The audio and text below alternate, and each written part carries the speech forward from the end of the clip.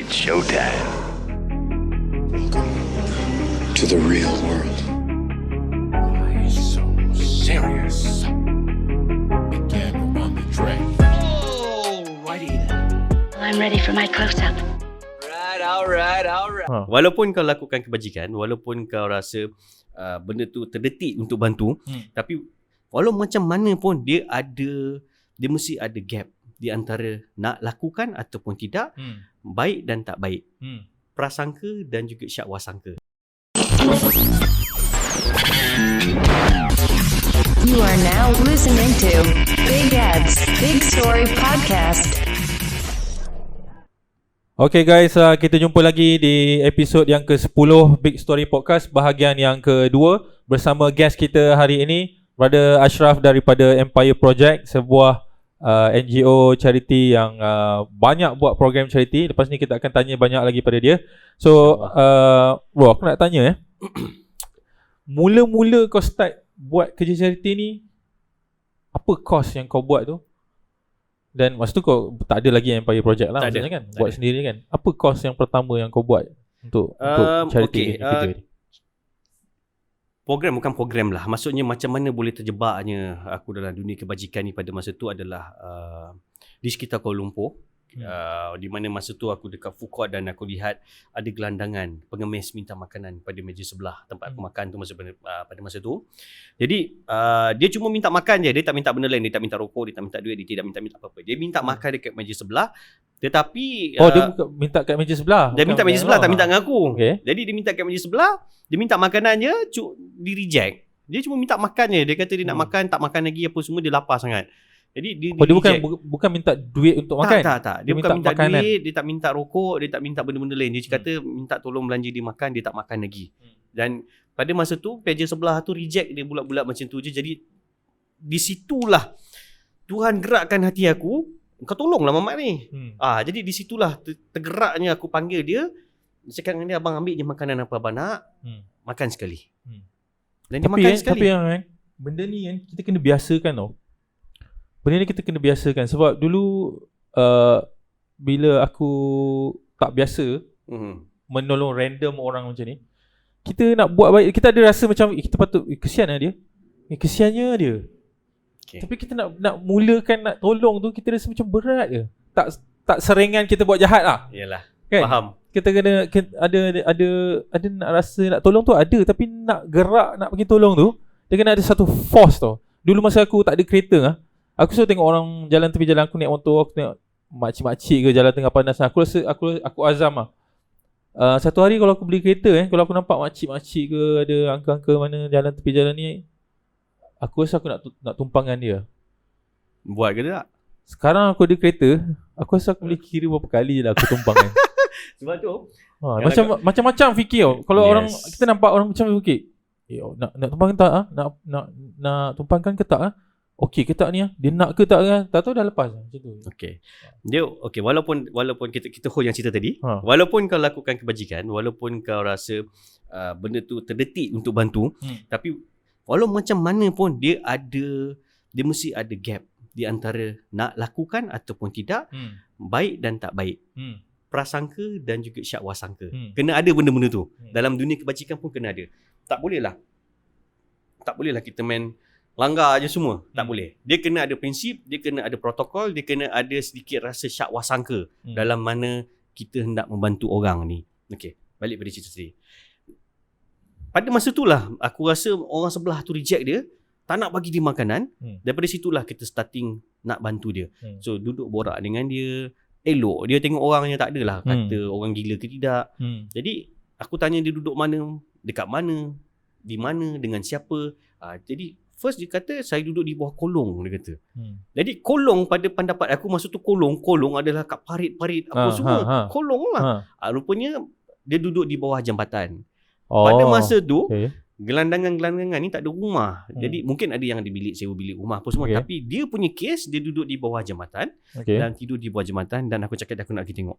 Dan dia cakap kat mana dan malam tu aku Oh, sampai kau tanya kat mana Yes. pergi sana Yes. Dan pada malam tu aku pergi tengok dia.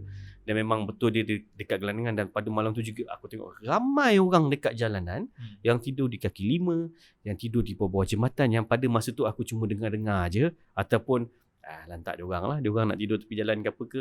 Tak ada buat apa-apa pun. Tak ada rasa apa-apa Tapi- lah masa tu. Disebabkan oleh brother yang aku jumpa ni, aku bagi makan dan Tuhan gerakkan aku untuk membantu dia, dan sehingga ke hari ini program kebajikan tu berterusan. Itu beginning dia lah kan. First starting lah orang cakap. First point starting, permulaan Tak untuk ada aku. fikir nak NGO ke apa lagi lah masa tu kan. tak ada. Kita gerak sendiri, and then barulah kita jumpa NGO lain.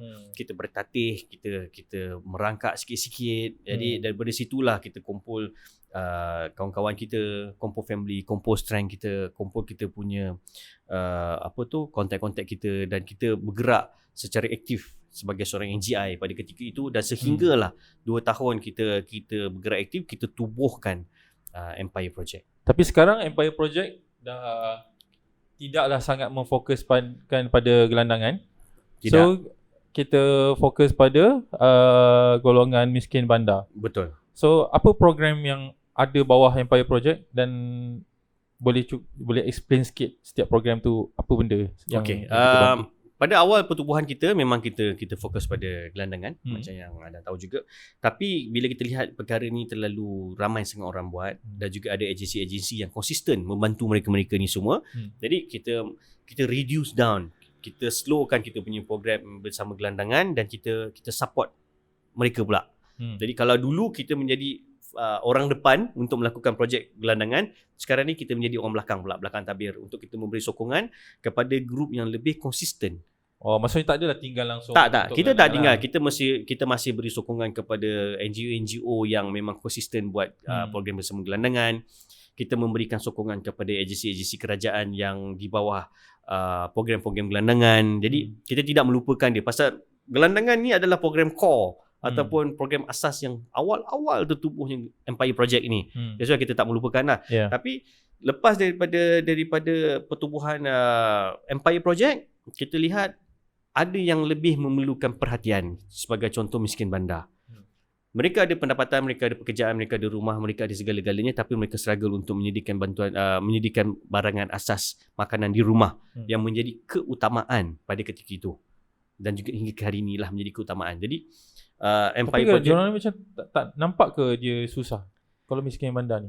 Kita boleh tengok dia, kita tahu dia susah okey, miskin bandar ni kita nampak dia macam orang normal je kan. dia ada motor lah, Sebab dia ada ada kereta, kerja yang bergaji. dia ada kerja yang bergaji, dia ada rumah. Kadang-kadang ada datang rumah kan, datang rumah kau tengok, ada Astro, ada TV. Miskin ke kau ni? Jadi benda-benda macam ni lah. Tapi bila kita pergi, kita menyelami mereka dan kita tahu apa sebenarnya situasi yang mereka hadapi, barulah kita tahu ini sebenarnya masalah dia. Jadi sebagai contoh, kebanyakan miskin bandar dekat Kuala Lumpur ni, mereka tak sedar pun mereka ni miskin bandar. Pasal Jabatan Perangkaan, kalau tak silap aku, tak keluarkan tangga gaji yang berapa kau ni miskin bandar. Oh, okay. Kira kalau kata dulu dia ada keluarkan mungkin 3,000. So macam mana kita nak define tu? Okay. Miskin bandar. Dia, kalau tak silap last year ada satu keluar, kalau tak silap kena check balik. Ada agensi ada keluarkan tangga gaji yang dikategorikan sebagai miskin bandar. Kalau tak silap 5,000 pun dah kira miskin bandar dah. Jadi 5,000 kalau dah kategorikan miskin bandar, gaji 3,000, 2,000, miskin tega dah ni.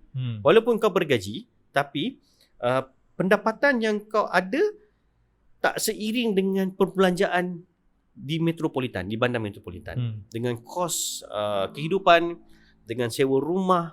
Kadang-kadang gaji 2,000 tapi tanggungan tu ada ramai. Gaji 2,000, anak 6 orang, 7 orang. Anak kecil-kecil dan mereka semua memerlukan susu, memerlukan pampers. Pendidikan persekolahan menjadi keutamaan. Lepas tu hutang bertimbun. Hutang semua orang ada hutang. Aku pun ada hutang, kau pun ada hutang, semua ada hutang. Tapi mereka punya hutang, walaupun hutang motor, hutang kereta, hutang rumah contoh, tapi dengan gaji pendapatan yang mereka ada, tak dapat nak menampung diorang punya perbelanjaan bulanan. itu kita cerita belum pandemik lagi, belum COVID. Dengan keadaan sekarang ni, dengan keadaan COVID yang melanda dunia ni, dengan pandemik yang ada dekat Malaysia ni sendiri, lagi teruk dah ni. Pasal kalau kita tengok daripada statistik Empire sendiri mengeluarkan bantuan sebelum COVID dan selepas COVID melanda. Kalau dulu kita terima permohonan lebih kurang 500 ke 1000 permohonan every month. Sekarang ni kita dah double up kita punya permohonan 2 kali ganda. Permohonan bantuan barang dapur saja. Dan di mana kita sendiri pun tak termampu nak bantu dah. Pasal di bawah Empire Project kita akan ada Tapi susah kan kalau orang minta tolong kita. Kalau kita tahu dia susah, kita nak cakap dengan dia kita tak dapat bantu. susahlah. Berat tu. That's why dalam kau menjalani aktiviti kebajikan, dalam kau membahterai NGO ataupun program-program charity ni, kau kena ada sikit sifat keras hati. Kau kena ada sikit keras hati, yakin dan jangan terlalu kasihan. Sifat kasihan tu kena ada, sifat simpati tu kena ada, tapi jangan terlalu. Kerana nanti akan buruk pada diri sendiri. Okay? Jadi kebanyakan yang mereka bantu, yang kita tolong, diorang faham. Sebelum kita memberikan bantuan, kita cakap kita akan selidik dulu. Kita akan minta diorang bagikan info-info lengkap tentang mereka dan kita akan lihat apa bantuan yang diperlukan. Kadang-kadang mereka bukanlah kata perlukan makanan sangat, tidak. Tapi mereka perlukan pampers baby, mereka perlukan susu budak yang lebih utama. Jadi di situlah adanya segala informasi yang mereka perlu bagi pada kita supaya apa bantuan yang kita boleh bagi. Aku terfikir macam ni, kalau kita cerita pasal miskin bandar ni kan, dia duduk bandar dan gaji mungkin 3,000 macam tu, tak cukup. Adakah salah satu bantuan yang kita boleh consider ialah advice ke ataupun counselling dari segi menjaga keuangan tu? Okey. Ke memang 3,000 tu memang sebenarnya tak cukup, kau susun lah macam mana bijak pun memang tak cukup. Okey. Dengan Empire Project Adam, kita ada satu team yang kita create untuk dia akan jaga program food bank saja. Tapi di dalam program food bank tu sendiri, kalau kita pecahkan, bukanlah hanya program food bank semata-mata datang bagi bantuan, tidak. Tapi program food bank, tapi di dalam food bank tu dia ada pecahan berapa pendapatan kau, berapa isi rumah kau, berapa anak kau, berapa umur kau, berapa perbelanjaan bulanan kau, apa yang kau ada, hutang kau berapa banyak, kau ada pinjam along ke tidak, apa semua. Jadi dia ada pecah-pecahan je. Jadi di dalam program food bank tu sendiri, kita akan ada satu tim yang akan membantu penerima-penerima bantuan kita untuk structure balik financial mereka, structure balik pendapatan perbelanjaan bulanan mereka, structure balik kehidupan mereka. Okay? Kerana kebanyakan yang kita jumpa di dalam miskin bandar, mereka mungkin kurang arif ataupun tak faham dengan perbelanjaan yang mereka perlu beli dengan kehendak dan juga nafsu yang mereka ada. Jadi menyebabkan mereka tiada simpanan langsung. Memang banyak sekarang ni yang jenis dapat gaji hari ni 2-3 hari habis dah. Memang banyak yang di antara kita dekat Malaysia ini yang tiada simpanan melainkan KWSP. Banyak. Tak ada langsung simpanan saving of emergency, tak ada. Maksudnya di bawah Empire Project punya food bank ni bukanlah saja kita bagi makanan je. Tidak. Tapi kita memberikan sokongan asas, kita memberikan diorang apa orang cakap ni, point untuk mereka restructure balik pendapatan, sumber perbelanjaan, pendidikan, persekolahan. Sebab diorang ni ada pendapatan. Kalau kita nak bagi apa nasihat ataupun counselling berkenaan dengan bijak kewangan ke apa pada orang yang pendapatan ni sangat-sangat sikit, maksudnya kerja di kampung apa, mungkin tak relevan sangat lah, kan? Tapi ini ada pendapatan, mungkin diorang tak tahu cara macam mana nak mengurus dengan baik. Mungkin diorang tak nampak, mungkinlah diorang tak nampak. Contohlah kita ambil secara singkat je lah. Mungkin diorang ada Astro, tapi package yang diorang ambil tu 100 lebih. Jadi kita cakap lah, okay, kau nak maintain the Astro boleh, kita ada package yang murah, RM39, RM29.90. Pasal TV okay, entertainment memang kena ada untuk keluarga, untuk anak-anak, tetapi bukanlah kemestian ataupun sesuatu yang kau mesti ada package RM200. Tidak. Jadi daripada situ kau dah cut cost sikit. Kalau kau merokok, satu hari kau hisap 2 kotak, mungkin sekotak tu kau boleh divide kepada 3 hari. Reduce down. Sebab sikit.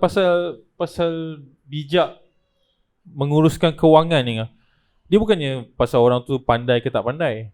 Aku pernah jumpa doktor, lawyer, engineer pun tak tahu urus duit juga. Yes. Dia bukan kira orang ni belajar pandai ke tak pandai ke, kan? Dia tak kira siapa pun sebenarnya. Sebab siapa nak ajar sebenarnya? Betul. Kat sekolah kita tak belajar macam mana nak uruskan duit kita dengan bagus ke apa, ada berapa persen simpanan ke apa. Pasal Siapa nak belajar? kalau kata dengan Empire Food Bank punya program sekalipun, kita pun bukanlah kata pakar-pakar motivasi, kita bukan pakar-pakar ekonomi yang kita boleh buat orang tu sampai ada saving 10% every month. Tidak, bukan. Tapi sekurang-kurangnya dengan apa yang kita buat, kita bagi dia orang buka sikit. Macam kata, oh okey, macam ni, patutnya macam ni. Dan alhamdulillah, kebanyakan orang yang kita bantu, at least kalau kata 10 bantuan food bank yang kita bagi, contoh 2 atau 3 keluarga ikut kita punya formula lah. Jadi daripada 2 atau 3 keluarga yang ikut kita, sekarang ni diorang dah ada sikit saving, diorang dah ada sikit wang emergency, diorang dah ada. Jadi life macam biasa, dia kata. Kehidupan tetap macam biasa. Anak-anak tetap macam tu juga makin membesar, tapi kita ada saving, hutang kita di manage dengan betul apa semua. Jadi benda-benda macam ni lah yang kadang-kadang mungkin orang lain pun buat, mungkin NGO lain datang hanya bagi bantuan saja. Tapi dengan Empire, kita bagi bantuan secara tak langsung, kita bagi diorang sedikit didikan untuk diorang dapat meneruskan kehidupan di masa akan datang. Okay. So Food Bank ni program yang berjalan sepanjang tahun. Sepanjang tahun. So orang yang nak menyumbang pun boleh menyumbang sepanjang tahun. Consistently every month kita akan bantu 50 ke 100 keluarga. Kita banyak dah. Sekarang ni kalau kata Empire Project, di bawah program Empire Food Bank, kita ada lebih daripada 1,000 permohonan dah. Tapi kita pun tak boleh nak bantu semua orang. Kita ada permohonan di serata Malaysia, di mana-mana sahaja memerlukan bantuan kita. Tapi kita hanya memfokuskan kepada di dalam kawasan Kuala Lumpur dahulu, dan di mana bantuan-bantuan luar daripada Kuala Lumpur yang memerlukan bantuan food bank, kita akan channelkan kepada NGO tempatan yang telah bekerjasama dengan kita. Pasal Empire dia tak ada letak orang-orang di khas setiap di setiap negeri lah. Tidak. Kita tak macam tu. Pasal konsep Empire Project yang saya bawa adalah kita memperkasakan NGO tempatan. Kita bekerjasama dengan NGO tempatan tu sendiri, kerana mereka ni lebih faham, lebih arif dan lebih tahu tentang kawasan komuniti penduduk setempat itu sendiri. That's why kita tak payah nak masuk dan build up our team there. No need. Okay, selain daripada Food Bank, apa program lain yang Empire Project buat? Okay, yearly project kita ada project Back to School. Back to School dah 6 maksudnya tahun. bulan berapa selalu? Biasanya kalau dulu kita buat budak-budak pergi shopping setiap bulan 12. Setiap tahun. Dah 6 tahun kita buat. Bulan tapi 12 menderma sebelum bulan 12 lah. Kita akan buat kita punya crowdfunding daripada bulan 9 atau bulan 8 lah. Pasal kita punya bantuan kepada program Back to School adalah seramai 200 budak. Dan setiap budak akan terima bajet RM200. Untuk sepersalinan lah maksudnya. Untuk sepersalinan lah. Belilah ni. Dia dapat satu set masuk sekolah tahun baru dah ada semua lah. Jadi untuk RM200 dengan kos 200 budak, kos yang agak tinggi. That's why kita dah start daripada bulan 8, bulan 9. Kita dah buat crowdfunding kita dan program akan berjalan setiap tahun. Biasanya yang penerima ni background dia macam mana? Okey, kalau untuk program Back to School, kita akan bekerjasama dengan pihak-pihak sekolah, di mana senarai yang pihak sekolah bagi adalah telus daripada agensi, sekolah dan yang juga identify sekolah lah. akan identify penerima mereka yang betul-betul berkelayakan untuk menerima bantuan daripada kita. Kerana macam saya cakap tadi, Empire Project dia lebih kepada untuk bekerjasama dengan semua orang. Kita lebih kepada nak kongsikan kebaikan kita, nak kongsikan idea kita, dan cara tak langsung kita akan sama-sama naikkan industri kebajikan ini ataupun charity ini bersama-sama. Mungkin ada kelebihan daripada mereka yang aku tak ada. Mungkin ada strength yang mereka tak ada tapi aku ada. Jadi kita kongsikan bersama benda tu. Jadi daripada segi program Back to School tu, pihak sekolah yang akan identify mereka-mereka ni semua, di mana penerima ni adalah daripada keadaan miskin, keluarga yang terbiar, ada anak yatim dan juga asnaf-asnaf yang telah di-identify oleh agensi-agensi ni sendiri. Jadi daripada situlah kita dapatkan sebenarnya nama-nama ni semua. Dulu kita buat semua. Tahun pertama, tahun kedua kita cari, kita buat. identify. Kita sendiri buat apa semua. Tapi lama kelamaan kita ada orang lain juga yang nak sama-sama dengan kita. So kita bagilah dia orang buat. Ya. Jadi umur pun makin lanjut. Jadi kita bukannya boleh buat semua benda dalam satu masa. Tapi kita aku percaya kita memang kena libatkan orang lain dalam kerja charity ni supaya lebih ramai orang buat dan orang akan rasa macam kerja kebajikan ni adalah tanggungjawab semua orang. Yes. Maksudnya jiran dia akan bagi tahu kita dan jiran dia akan minta tolong daripada kita on behalf of dia punya jiran. Sekolah akan identify student dia yang mungkin tidak berkemampuan untuk menyediakan peralatan sekolah ke apa dan dia minta tolong kita. So semua orang ada peranan dia masing-masing. Lebih mudah kerja kebajikan tu dia buat. Kalau kita bekerjasama dalam dunia kebajikan ni, penerima yang dapat dibantu, skop dia lebih meluas. Kerana setiap kali selalu aku cakap dengan budak-budak, dengan dalam posting aku sendiri aku akan cakap, kita dalam dunia kebajikan ni bukan kita nak cari persaingan. Tapi bekerjasama adalah lebih akrab mengeratkan silaturahim antara kita. Jadi persaingan di antara NGO ataupun kumpulan-kumpulan dalam mengejar sesuatu charity ni akan merosakkan lagi. Tapi benda tu ada? Ada, sangat ada. Kita pun pernah kena juga. Jadi pada aku diorang nak macam tu, leave it there lah. Nasihat aku pada mereka yang kata nak buat NGO, nak buat charity ni, satu je. Jangan fikir apa yang kita buat tu dah cukup bagus dan kita boleh berada di dalam dunia charity di atas. Tidak. Kerana in the end kita perlukan orang lain juga untuk membantu orang lain. Itu yang banyak aku cakap.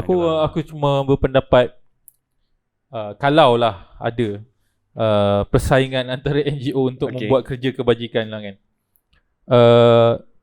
Kalau ada NGO A dan NGO B berebut untuk membuat kerja kebajikan, NGO A pun nak buat kebajikan, NGO B pun nak buat kebajikan. So orang yang nak buat kebajikan tidak patut bergaduh dengan orang yang nak buat kebajikan yang lain.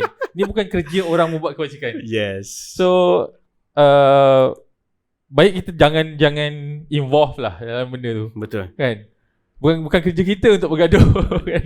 Pasal kita NGO ni, kumpulan-kumpulan kebajikan ni semua adalah yang diamanahkan oleh orang ramai ataupun diamanahkan untuk membantu masyarakat. Jadi kalaulah kata kita antara kita sendiri pun ada pergaduhan, ada perebutan, tak payah macam tu kan. Tapi aku faham sense dia macam mana sebab masing-masing bersemangat untuk membuat kerja kebajikan dan semangat tu yang membuatkan dia jadi clash macam tu lah kan. Faham. Bukanlah datang dari satu tempat yang buruk. Dia datang dari satu tempat yang baik. Betul. So biar dia berakhir dengan baik. Dia tak patut berakhir dengan benda yang tak baik kan. Faham. Sebab tu kebanyakan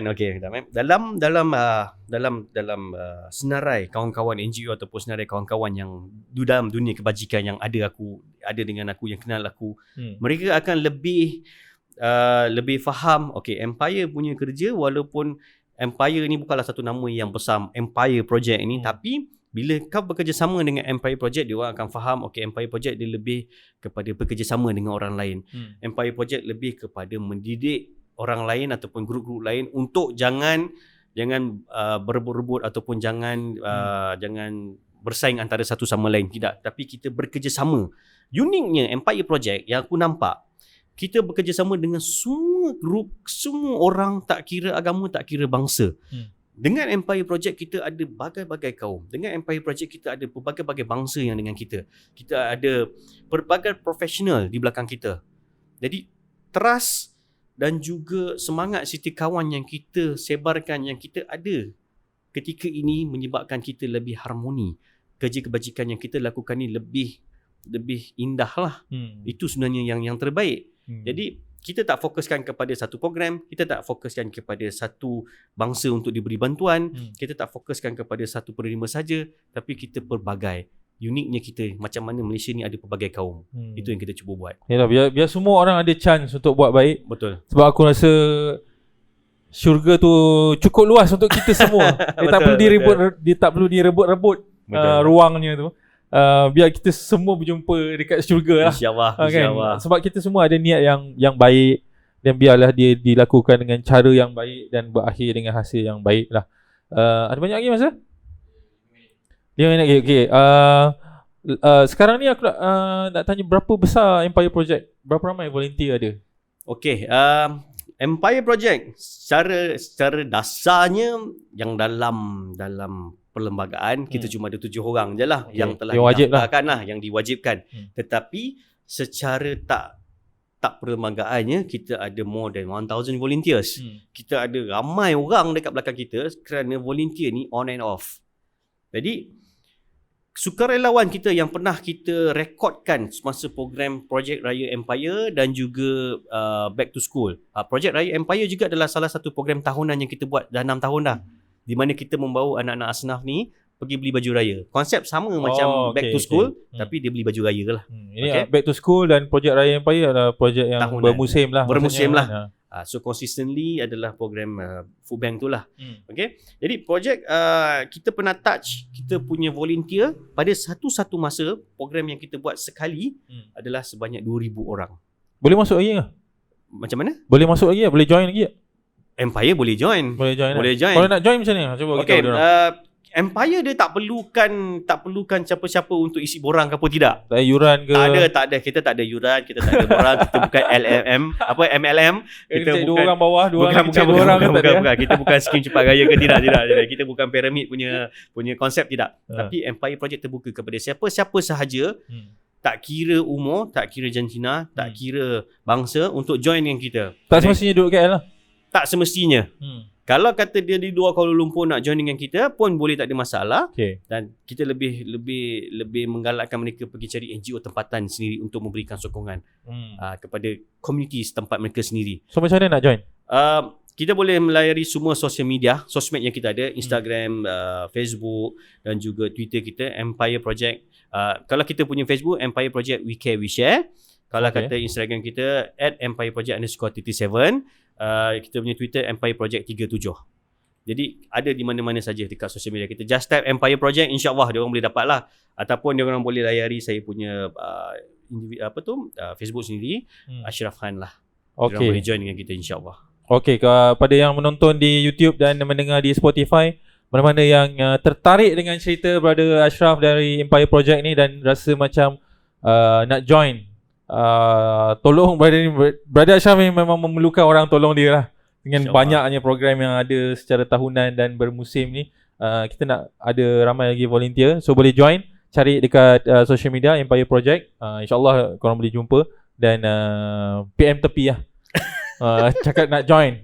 Saya nak join selepas mendengar podcast di Big Story Podcast. InsyaAllah. Okay, kita ada nak tanya isu-isu pasal charity pula selepas ni. So kita jumpa di bahagian yang ketiga, episod yang ke-10 Big Story Podcast bersama dengan guest kita, Brother Ashraf daripada Empire Project. InsyaAllah.